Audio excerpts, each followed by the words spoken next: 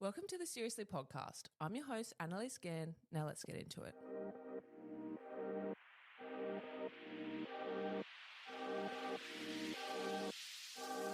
Welcome to the Seriously podcast, where we make light of serious conversations with really interesting people. Welcome back to the Seriously podcast. I'm your host, Annalise Gann, and this week we have Jarrad Seng. Hello. Welcome to the show. Thanks for having me. Thanks for coming on. I'm so excited that you're here. Now, a lot of people would know you because you're an incredible photographer. You've worked with some incredible clientele.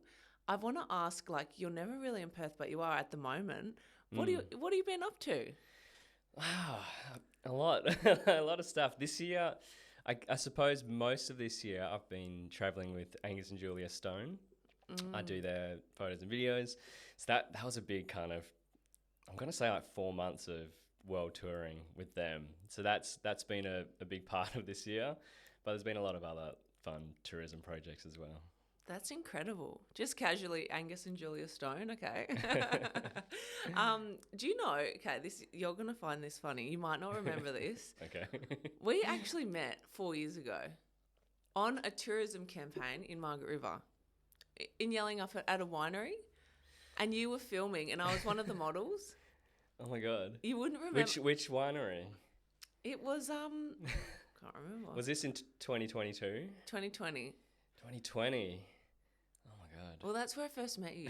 So it's so cool that we actually get to chat today. Yeah, nice one. Wow. I'm going to go back and find that footage now. I'm curious. Yeah, I never got to see it. That's the thing with a lot of these tourism jobs is that the people in it who spend a whole day kind of being a slave in front of the camera just never get to see it. We don't. That's the life. But That's I'll try fix that. Amazing. So speaking of tourism, did I just see on the grapevine that you just shot a campaign with Daniel Ricciardo? Yes. Yeah, that was fun. I was just the stills photographer. There was a whole, big film crew involved with that. But yeah, that was really cool. That's incredible. So what's he like in real life? Super cool. He's exactly what you'd expect. I think that's what people love about him is that just his character, and you can tell that he's just a down to earth kind of funny dude. Mm-hmm. I think that's what people see on TV, and then in real life, that's what he is as well. He seems it. Whenever I see photos of him in Perth, I'm just he seems grounded as. Yeah. Yeah. Are you from Perth originally, or whereabouts did you grow up? Pretty much. I grew up in Mandurah. Oh, nice. So that was school, and then I moved to Perth for uni at UWA, and I actually stayed on campus for 5 years, 6 years, 5 or 6. I was born in Newman, which if you know where that is. Mm-hmm. Country boy. Okay, love that. I don't remember anything about that. That was less than a year of my life was up there. Yes. And then Mandurah, yeah. Oh, beautiful. Yeah. So Newman to Mandurah to uni. Mm-hmm. Can I ask, because did you always know I want to be a photographer? Was that always in your plans, or did you study it? How did you actually get into photography? No, that came pretty late actually. It was, when I went to uni, I first studied law for 1 year. Wow, love it. You must be really smart. It's pretty rogue. Well, that's really I did cool. Okay at school. I did pretty good at school, and I could basically choose, whatever uni course I wanted. So I chose the law because it was one of the ones that you did if you got good grades, and it just seemed really cool from watching TV shows. Being a lawyer seemed pretty badass, but then when you start studying it, you realize it's nothing like what you see on TV. Yeah, a lot of reading. It was just so much reading, so much nitpicky kind of reading. Yeah, that's not really After a year of that, I just thought to myself, if the job I get after this requires any of this stuff, it's just not going to be a good time. So I left and I changed to arts and commerce. Mm-hmm. So kind of marketing journalism kind of world. And then about halfway through that, I started picking up photography as a hobby. Okay. And then that's how it all spiraled. It was all to do with music, actually. I just love music. I was always going to shows. I was doing a lot of music journalism, playing in some bands. And like the final step was, oh, why don't I try to take some photos at concerts? Ooh, Yeah. that's cool. Because are you a muso? Because so am I. I wouldn't say I know how to play keys, and I did play for a few years in bands, but nowhere near the level of, professional. Okay, but still, like, you have a musical talent. Like, because I feel like not everyone I can is play, born. Yeah, that's incredible. Okay, so how old were you when, like, you started taking up photography and then it became a hobby? And then obviously, like... Yeah, I'm going to say 21 maybe, 22? Yeah. Somewhere around there, yeah. Okay, and then when was, like, your first paid job? Like, do you remember that? First paid job, it was pretty soon. It was pretty soon after that. It was for a company, like nightclub socials. So I'd be wandering around the Dean. I don't think that's around anymore. And Mustang, like Friday nights, asking people if they want to be in photos. And the first time I did that, and it was like $20 an hour or something. So like not much. And I remember just like getting shown around the job and taking photos of people. And I was thinking, how's someone paying me to do this? It's so easy. Like, I can't believe that. and straight away my mind was like, oh wow, maybe photography is like an actual, cool job that I can actually survive on. But then that was back then. And pretty quickly, maybe after like 3 weeks, I was like, oh, actually, this is not a great job, is it? Going around, people yelling at you. But at first, I was like, wow, all I have to do is click this button and go talk to people, and that's a job. So it did start to get the wheels turning. And I did like various forms of these nightclub socials for probably 2 years. There was one place, there was one club night called Oh Snap, I think it was. Did you ever hear that? It's like a more alternative kind of night, like metal and stuff. And it's totally like the opposite of what my normal kind of scene is. But I loved it, and I just met like so many cool people there. So yeah, I always credit those days as being like pretty essential to the success later on. Because I think now that was kind of pre-Instagram, or maybe Instagram was just kind of happening at that time, but it's not like it is now. And I think now people see something like photography or content creation.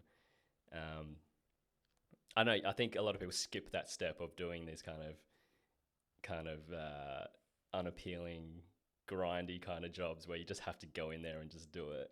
And it's actually not that, you're not going to show that off to anybody. But those kind of jobs are what kind of, build you into like the photographer that you should be. Like, builds a resilience. You just learn so much by doing these kind of yucky jobs. Absolutely. Well, because I've worked as a model for like over 10 years, and like not really anymore because I'm 28. I'm getting up there. But I have a lot of photography friends, and every time, it's so interesting to me that you say that it's easy to take photos. Every time they give me the camera, I'm like, this is so hard. Like, I don't know all the tech behind it, but like, they need to teach you better. It's easy. It's so easy. But I think you either have a gift with it or you don't. I think you can have kind of a natural creative eye.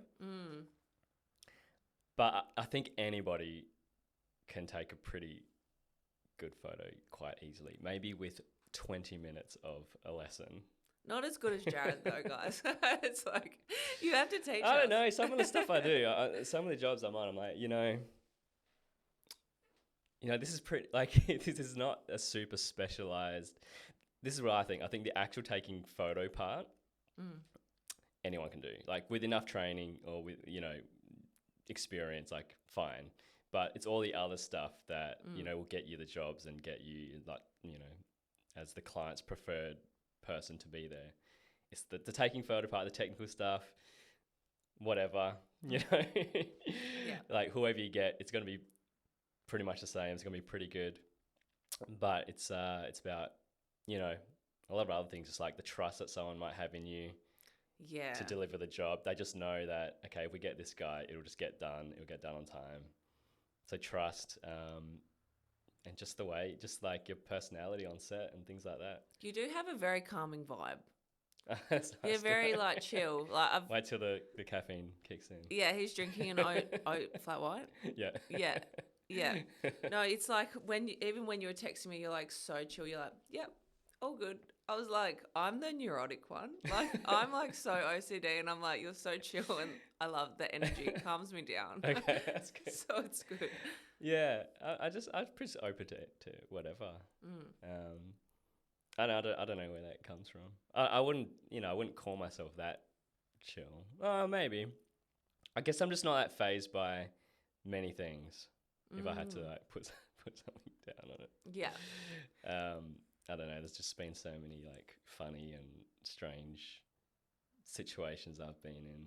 Yeah, I bet. Not much phases me, I think. Yeah.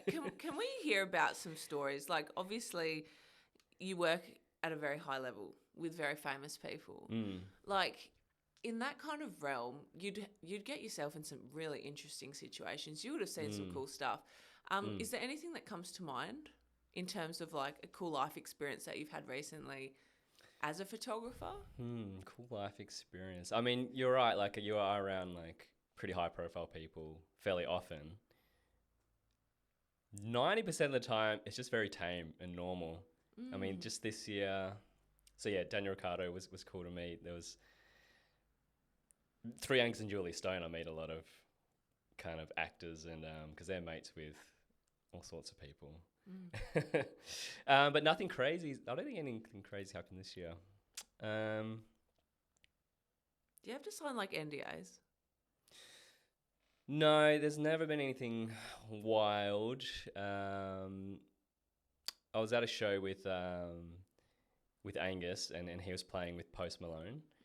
And that was a funny one because my job there was to kind of stealthily get some cool footage because actually it was such a last minute thing that I wasn't approved as like a photographer to be like, bringing my camera into the show and to the dressing rooms and everything.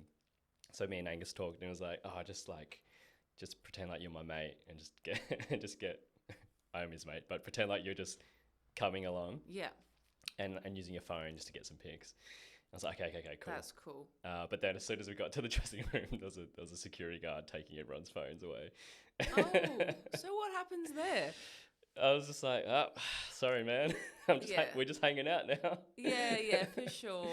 But I think the reason for that was because Dave Chappelle was in that room as well. And just casually. It was all very like, not that I saw anything crazy happen, but I think it's just, I think when you get to a certain level, you got to be so careful if you're a celebrity and you just want to have peace of mind that no one's going to film you secretly just being, even if you're just being normal, just just having people film you all the time is so annoying. Weird, and it's so ostracizing, and it's not.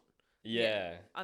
A few of my friends have been on like reality TV, and they've had like overnight fame in Australia, and overseas, and they've had weird situations like that where they've had to say to people like, "Can you not film me?" Like it's just weird when people do that. Yeah, and it's I guess it's kind of more acceptable now to do that. Yeah. Like people don't feel bad about just like taking a picture of a random person. I would find it really weird. Yeah. And violating someone's privacy. But in saying that, like, because I was saying before, like you have a quite calming energy. Are you like used to being around famous people now? Like, does it faze you in any way? Maybe on the inside, if it's someone I really kind of look up to or just a big fan of, maybe on the inside I'll be a little bit fanboying, but on the outside pretty chill. Yeah. You just have to be, and I think that's what's fun about what I do is that all the different kinds of jobs I do, I'm always having to be like a slightly different role, fill a different role each time. There'll be big tourism jobs where I'm like directing and producing the whole thing and kind of bossing around a crew of 15 people, and you have to really take on like a active leadership role. And then there'll be times where the purpose is that I'm not seen, I just have to be this invisible photographer in the room. Like when I'm around big celebrities, like, no one wants there to be a fuss, you know. So my job is just to like almost not be seen, just kind of get what I need, but don't influence whatever's happening at all. So it's kind of fun, you know, just having a different role each time. Yeah, nice. And so you're in Perth for the next 2 weeks. Yes. I'm very lucky to have you here because where are you going next? Can you give any details away? Or Yeah. I'm back on tour with a guy called Passenger. He's a UK musician. Yeah. Yeah, so Just casually. He was the first artist I toured with. I love Passenger. I'm going to say maybe 12 years ago we met when he was busking on the street. Ooh. And I was kind of just starting my photography journey. And we just got on and started touring together. Really low key back then. You know, some shows maybe 10 people would show up. Oh, look at him now. And look at him now. So it's been really fun, you know, just kind of growing with him. Obviously, he's like a massive star now. But both of us have been on this journey of, starting out, you know, with not many people paying attention to what you're doing. And then it's been really cool to kind of grow together. Incredible. Yeah. He's doing an Australian tour, so I'm just joining for that bit. Oh, cool. Yeah. So will you be going to the East Coast? Yes, yeah. Nice. He's actually on a world tour right now. Yeah. But it kind of overlapped with my Angus and Julia stuff, so we decided I'll just come for Australia. Can I ask, because I find it very interesting, like you obviously, part of your job is branding people, essentially. Like it's a very aesthetic based industry as to like how you present photos of people. But you and yourself have become a brand as a result of you working behind the camera. Like, is that a weird juxtaposition for you? Because like, does everyone, when you go out, do people know who you are? Because you have a very like iconic look. Yeah. Well, the funny thing is I've done so many different, like really random things that people might know me from. So often someone will be looking at me or taking a photo, and I know they are. Yeah. Or coming up to me, but I just don't know what it's from. It could be from photography, and that's probably the coolest one. Yeah. Yeah, but like some people know me from that, and some people know me from Survivor. There's a viral video of me getting kicked in the face by a little kid that has tens of millions of views. And every now and then someone will be like, you're the guy that got kicked in the face, right? How did that happen? It's hard to explain without seeing it. So I'll show you after. Okay, amazing. But I used to do this thing way back where I would do a video selfie of myself with a straight face while something crazy was happening behind me, because it would be like, you know, Ed Sheeran at a concert behind me, or just like, you know, high energy stuff. And then I was at this, I just stumbled upon this like bubble festival or something. And so I thought, oh, that's cool. So I started filming myself. Bubbles are going everywhere behind me. And then out of nowhere, somebody picks up their child and their leg comes around and just like hits me in the face. And it's very funny. And I turned it into like a thug life kind of meme. And they just went everywhere. So there's that. I once did a joke where I pretended to be Steve Aoki. Okay. That went pretty viral. So some people might know me for pretending to be Steve, or some people might think I am Steve as well. So these are the things that run through my head if someone comes up to me. I'm like, who do you think? I often have actually just said like, who do you think I am? Or because I need to know how to respond. If you think I'm Steve Aoki, like I'll play along with it. Yeah. But I need to know. I need to figure it out. So I'll try and like kind of hold the combo long enough to work out. Have a bit of a joke with it. Yeah. That's so funny. So like who, for example, like you've shot incredible people. Have you got someone on like your bucket list who you'd want to work with? I don't know. I haven't really thought about that. I'd love to at some point get more into kind of actors and start. You know, I always thought it'd be fun just to base myself in LA or somewhere for just like a year, just have a play around, just see, Mm-hmm. just see if I can weave my way into like some sort of Hollywood circle there. And I don't think it's like, I think if I wanted to do that and I tried hard enough, it would happen. I would. Yeah, for sure. By now, especially that I've got enough contacts, and it just seems like an exciting world. It does. Yeah, I've kind of played with that idea too. Sometimes I'm like, I wonder what it would be like going over there, like for a year and just trying it out. Yeah. Like, I reckon it would, like, for you, it would be 100% attainable. You could easily do that. I just want to peek into that world. I'm just like Yeah. interested. It's intriguing, isn't it? And I'd love to, like, even in the music world, I'd love to tour with. I don't even have anyone in mind, but just like, you know, one of the pop superstars. Like Taylor Swift? Yeah, Justin Bieber. Like, see how they, like, operate? Just purely from a, like, I'd love to just be really amongst it. Because I get, like, glimpses of it, you know, every now and then, but just to actually be fully on the road with someone with that level of fame, it would just be really interesting. And I think I'd be able to capture some really cool stuff as well. Mm-hmm. Yeah. So cool. So if I get an email from one of them, Yeah, guys, you heard it here first. I want to dive a little bit into your personal life. You're like, no. Are you single, dating, married?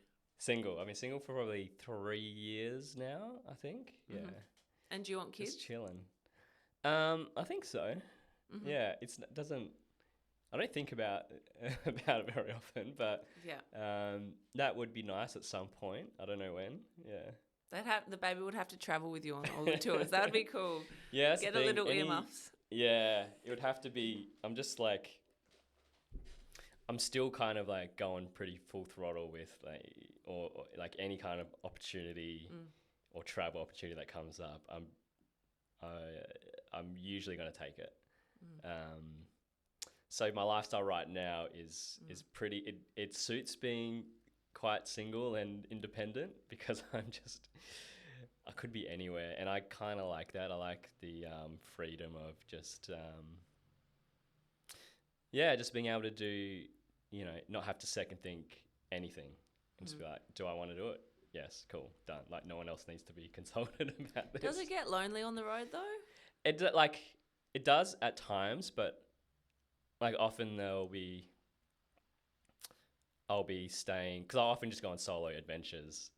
Cool. And just, you know, like I was in the Dolomites a couple of years ago, just for fun, really. I stayed at some pretty bougie places. I went all out, and then at those times, like when I'm like on a balcony at sunset overlooking the Dolomites, I would think it would be nice to have someone to share this with. Absolutely. I've had moments like that too. And like, this is like pretty awesome what I'm doing right now. Yeah. And it is maybe a little bit of a shame that I can't share this with someone. But those moments I have many more moments where I'm like, this is cool. I like just being on the road. How old are you? 36. Oh, okay, cool. I didn't know how old you were. Yeah, okay. So it's interesting, like in your 30s, I guess, because it's like people, like you don't have a quintessential lifestyle.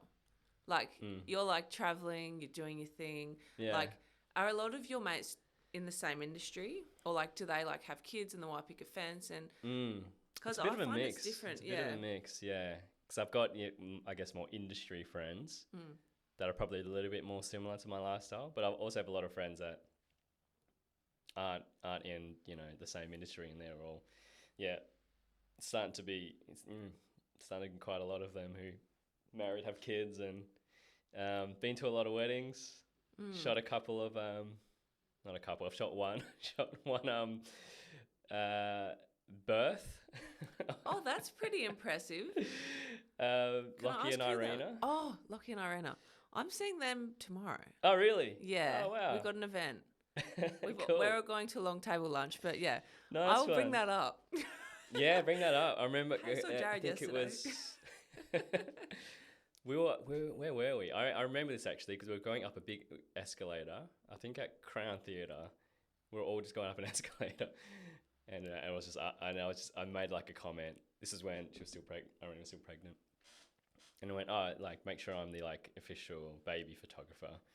I was like, let me know when I can come around and take like, a cute photo. I think Lockie maybe joked, was like, oh, you want to just come to the birthing suite? And I was like, oh, I'm down. I'll come. And then we were like, oh, okay. And we kind of worked it out. And It's very different to had concerts. a few dates kind of like blocked out on my calendar. I was like, could be this day, could be this day. The photos were incredible though. Yeah. It was A lot really of cool, emotion. really cool experience. I mean, obviously I've never seen anything like that. And it was really cool for me. And that's why I was keen to do it as well, because I thought, like, when else would I be in this room other than if it was, you know, my own child? And I guess that's what's cool about photography in general, is that, like, I've been put into like so many situations where, like, any kind of normal life, you would never see all these different things. But because I have a camera, I just get invited to like all these like really rare moments and just get to be there. It's like your superpower. Yeah, you can get away with a lot if you can take a photo. You can wander into anything. I've definitely just like pushed it, you know, at times, and just been in places I shouldn't be. But you can always wing it and make it work. Yeah. Oh, amazing. So in saying that, like, obviously a lot of your photos are of subjects or people. Like, would you ever branch out into other arenas? You said you haven't done a wedding, or you have? No, I used to shoot weddings. Yeah. Oh, you did do weddings. Not so okay. much anymore. Yeah. Now only if it's a friend. Yeah. Or if it's in some really cool part of the world and I can, Yes. you know, tie something else into it. No, I think it has actually happened that it's quite people focused at the moment, but I think people would probably know me more in the earlier days for my landscape photography. I used to go on like really big adventures, like to Iceland or Africa, and just go on these expeditions and be in really remote places. And that's actually, I think, what kind of built my name in the earlier days. All this like just really cool landscape and travel adventure photography. And that's really fun. But it's kind of evolved more into, and I'll still do all that stuff when I can. But yeah, it's definitely more people based now. I'm kind of more interested in story a little bit more than I used to be. Yeah, nice. With success comes fame and obviously money. How has your life changed? Because, like, I can just imagine you're obviously doing well for yourself. Like, is it financially, like photography, when you get to your level, is it prosperous? Yeah, it is. I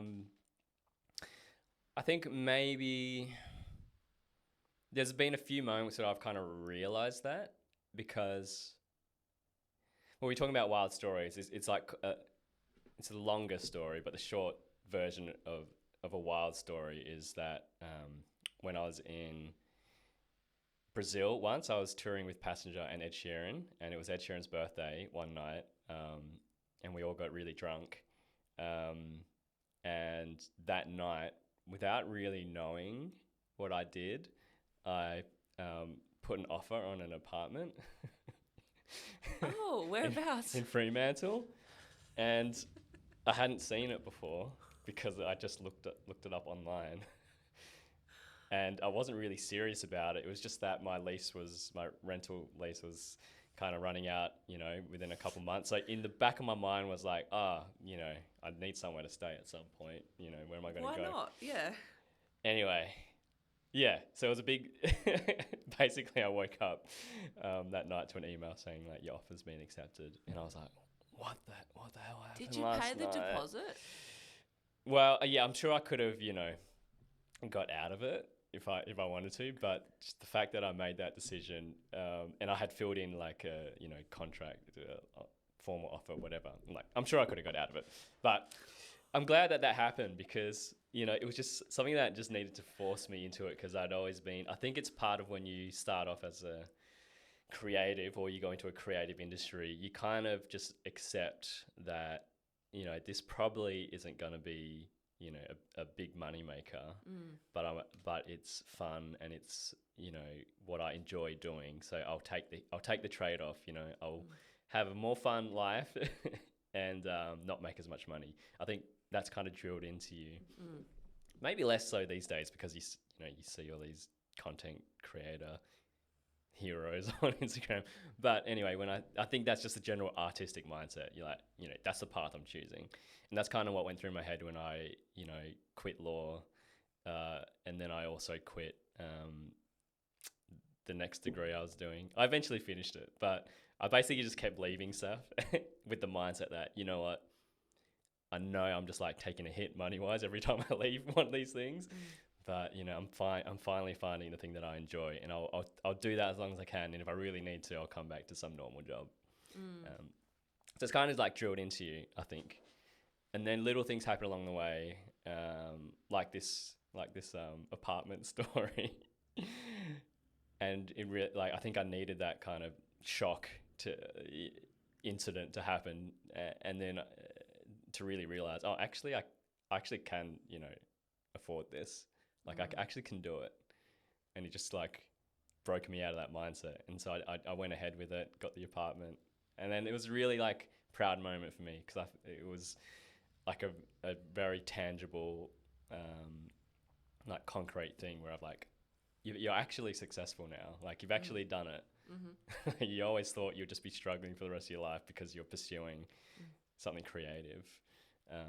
But it actually can be both. It can be like really fulfilling and work financially. Yeah, exactly. Yeah. Well, that's the first time I've heard anyone buy property when they're drunk. It was very first. silly. Yeah. I love that story. That's something I do. I do. Give me wine, I'll do anything. That's my problem. But, yeah. no, that's a very fun but like story. things like that just make, I think, I don't really think about it and like money situation too often, but then, you know, these moments happen. There was another moment where I was talking to and I can't remember if this was before or after that. It was probably around the same time. I was talking to a friend who studied law at the same time as me, and then she went ahead and actually completed the degree and was, you know, in the first couple of years of being a lawyer or something like that. And we were talking about money things and how much we make. And then that moment I realized I actually am making more than I would have if I kept going down the lawyer pathway. And that was a big revelation to me as well. I was like, oh, so like gone is that whole idea now of if I stuck on that path, I'd be rich and like whatever, you know? Yeah. And now I'm like, oh, it's like, thank God I stayed on this path then, because I actually am making more than I would have. And I assume I'm much happier. Who knows, you know, I might enjoy being a lawyer. I don't think so, but you never know. Yeah. You know? You never know. You never know. You like can always go back and try. I think there's so many pathways you can take all the time. And Yes. I think as long as you like give a good go of it, it's hard to look back and find regrets. So I don't know, because I find this a lot just within what I do as a photographer. There's all these little you know, moments where I have to go one way or another, and you stress about the decision and you don't know which one's right to do, and you just pick one and you do it. And I can't think of any time where I've looked back and been like, that was a wrong call. And I think it's because just whatever you choose, whichever pathway you go, something cool. If you properly just, you know, go for it, something cool will happen. And it might not be the thing you expected, but it might be something else. But something will happen because you've went that way, and then that will open a door to something else. And like things just keep happening. So then, if you look back and say, if I did that other decision early on, then all these little things wouldn't have happened. So it's really hard to like. And that's why I think, you know, who knows? Maybe if I had kept studying, become a lawyer, could be some hotshot lawyer, could have moved to LA, being a celebrity lawyer. You know, who knows what my life could have been? You just don't know. Yeah, it's interesting. So no regrets on anything. I think that's a good way to look at it. Yeah, absolutely. In terms of what is happening for you next. Obviously, you're going over east. What else are you doing like to end the year, or is that your main focus? That's actually the only, this is quite common. That's the only thing I have booked in for the rest of the year in terms of major projects. But it will get filled for sure. Someone will ask me to do something. But if not, I'm also happy because I've got personal projects that I kind of try and do in between things. The main one is a portrait project called The Story of Scars. Ooh. And that's where I'm photographing and interviewing people with scars. I have a scar. Oh, what is it? I had cancer. Oh, wow. You're like, I don't want you on both books. Where's the scar? It's from thyroid cancer. Oh, wow. It's here. It's under makeup. Okay. But yeah, that's I'll really chat cool. to you about that. I would love that. Yeah. Yeah, and that's just something that, you know, I like having a personal project. I often don't get time for it. And it is a difficult thing to keep going because, and I'm sure like even like with a podcast or something, it's pretty hard to keep those things going when you're funding it yourself. And every time you work on it, you're actually taking time away from things that make you money. And so I'm trying really hard to keep this one going because it's you know, and coming back to you know, being more interested in stories and people, it's just much more meaningful than most of the work I do. And I think that's fine to say. I think a lot of work I do is, it's really cool. It's like branding for someone, like Angus and Julia Stone. It's a lot of making people look cool is my job. And that's really awesome and it's fun to do. But I'm starting to become more interested in just like nourishing the soul. Yeah, and just and creating stuff with a bit more meaning, with a bit more impact. And often those things aren't going to be the commercially, you know. No. It's not where no one's really funding that sort of thing. I did get a bit of funding from Canon early on, but now it's all self-funded.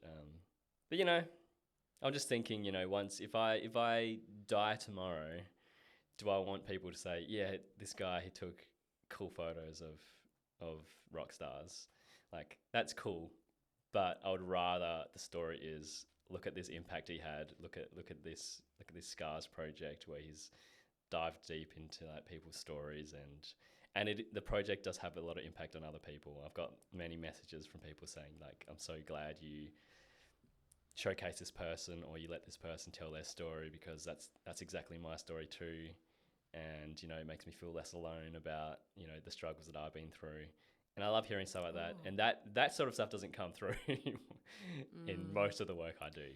That's impactful.